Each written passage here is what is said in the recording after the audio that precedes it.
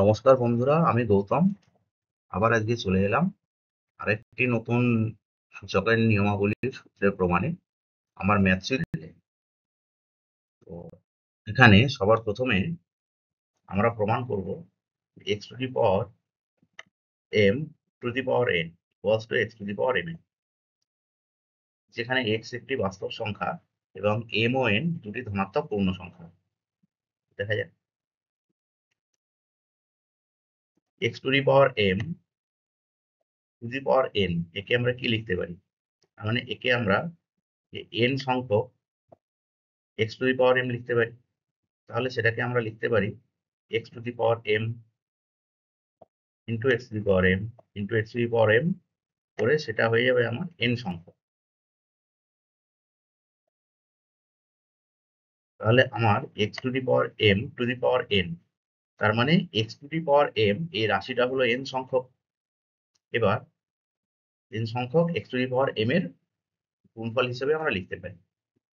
এবার x to the power m n যদি n সংখ্যক হয় তাহলে এটাকে আমরা লিখতে পারি equals to x to the power m plus m করে এন সংখ্যক।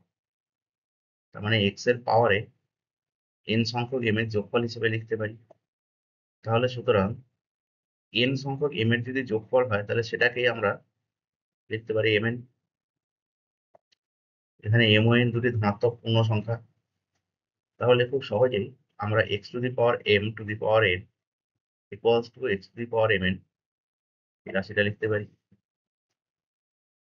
আরেকবার বলছি, x to the power m to the power n এই রাশিটাকে আমরা, মানে বাইরে যেহেতু আমার সূচকে এন রয়েছে, তাহলে আমরা এইটাই বলতে পারি যে এই পুরো রাশিটা মানে x to the power m এই রাশিটা এন সংখ্যক রাশির গুণফল।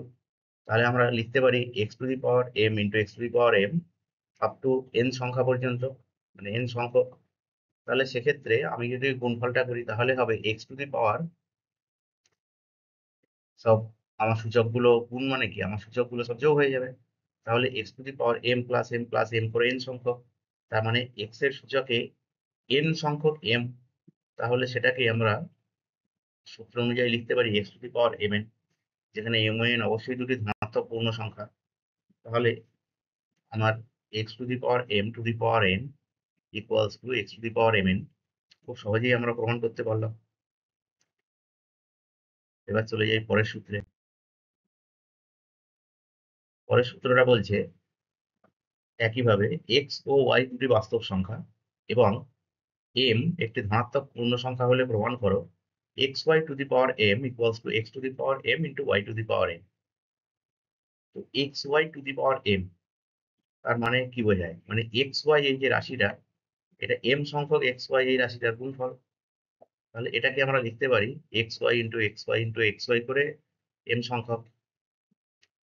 তাহলে এটাকে যদি আমরা ভেঙে দিই তাহলে আমার এম সংখ্যক এক্স এর গুণফল হিসেবে লিখতে পারি এক্স ইন্টু এক্স করে এম সংখ্যক ইন্টু ওয়াই ইন্টু ওয়াই করে এন সংখ্যক। তাহলে সরি বন্ধুরা, এটা এম হবে না, এম হবে, এটা এন হবে না, এই জায়গাটায় হবে এম। একটা কারেকশন করতে হবে। যাই হোক, আমি আবার প্রথম থেকে বলছি x y to the power m, তার মানে কি আমার এক্স ওয়াই রাশিটা এম সংখ্যক রাশির গুণফল। তাহলে x y to the power m এটাকে আমরা x y into x y into x y করে আপ টু এম সংখ্যক লিখতে পারি। এবার একে আমরা যদি এক্স এবং ওয়াই দুটিকে ভেঙে দিই তাহলে এক্ষেত্রে কি হবে? এম সংখ্যক এক্স এর গুণফল ইন্টু এম সংখ্যক ওয়াই এর গুণফল। তাহলে এম সংখ্যক এক্স এর গুণফল মানে আমি লিখতে পারি x to the power m, আবার এম সংখ্যক ওয়াই এর গুণফল মানে আমরা কি লিখতে পারি y to the power m. তাহলে আমার এক্স একটি বাস্তব সংখ্যা এম ও এন দুটি ধনাত্মক পূর্ণ সংখ্যা হলে আমরা এভাবে খুব সহজে প্রমাণ করতে পারি x to the power x y to the power m n equals to x to the power m equals to y to the power M.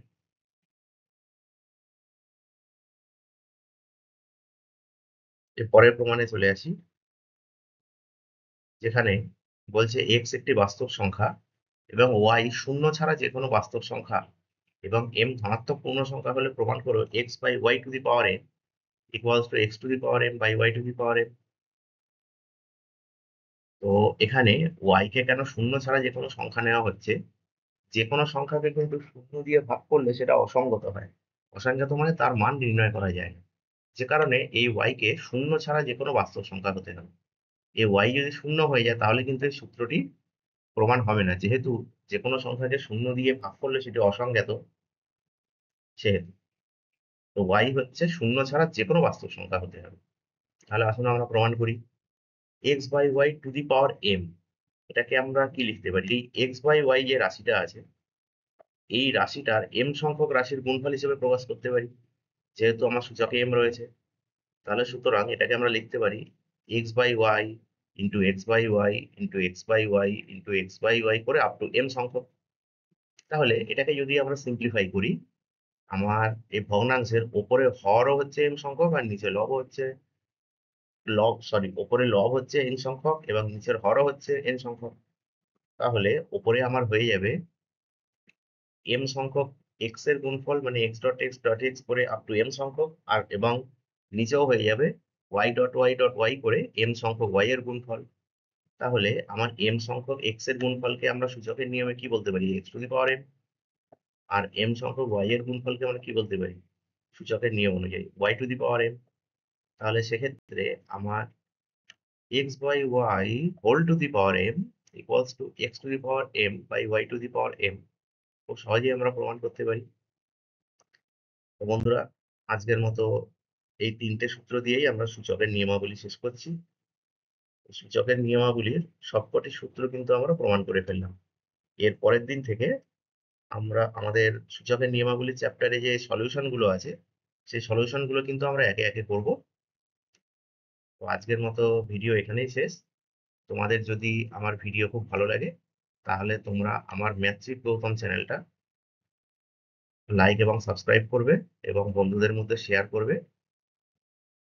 তোমরা যত বেশি বেশি সাবস্ক্রাইব এবং লাইক করবে, তত বেশি আমি ভিডিও বানানোর জন্য অনুপ্রাণিত হব। তোমরা আমাকে ইউটিউবে খুব সহজেই খুঁজে পেতে পারো @competitive maths underscore Bengali. Competitive maths in Bengali নামে খুব সহজেই আমাকে ইউটিউবে ফিরে পেতে পারো। আজকের মতো